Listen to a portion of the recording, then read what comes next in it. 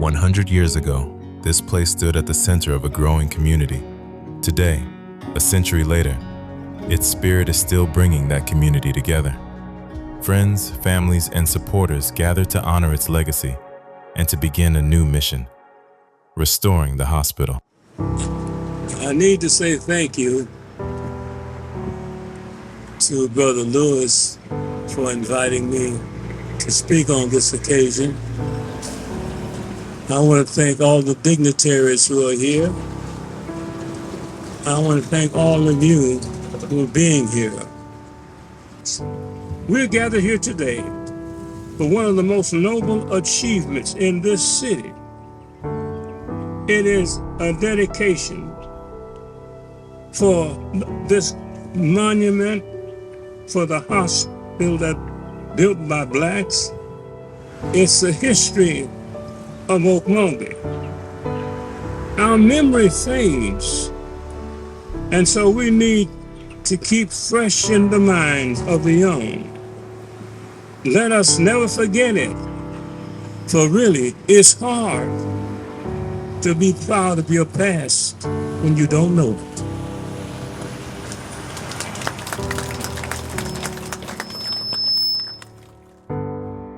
To see where Pastor Lewis, Reverend Lehman Lewis Sr., saw in his heart to have empathy for his community, to want to share back the memories of the Black Colored Hospital. And I'm praying and I'm hoping that we as a community, let's be a part of this historical moment of building up our community and help restoring the Black Colored Hospital and saying, hey, this is a part of our history. I'm a science teacher, so I'm always encouraging kids to go into the field of STEM. And so I look at that a little different, from a different lens, because I see the kids, oh no, I'm not good in science. And you're like, no, it's for everyone. It's science is science. You can't deny it. And so how people say, representation is important. So for our kids to see doctors and nurses and dentists and pharmacists over 100 years ago at their best, that speaks volumes, because it's even though they had barriers in their way, you too can overcome barriers that may be in your way or preventing you from going to be your best that you can be. Just history. Everything gets blown away, keeps something that belonged to Oakmulgee. Even though those who started it are no longer here, but there's the generation of those born here are still here, one way or the other. They're now moms, grandmas, great-grandmas, uncles and aunts, and so. It's nice to say so many things that the storms have torn down, but this is still standing. And so it'd just be nice to say that's where so many of us that are here were born in this place.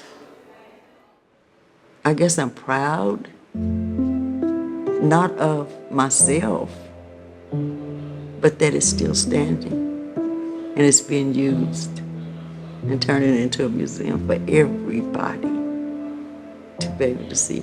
And I'm fighting tears. I really am. Whew, made me miss my mom even more.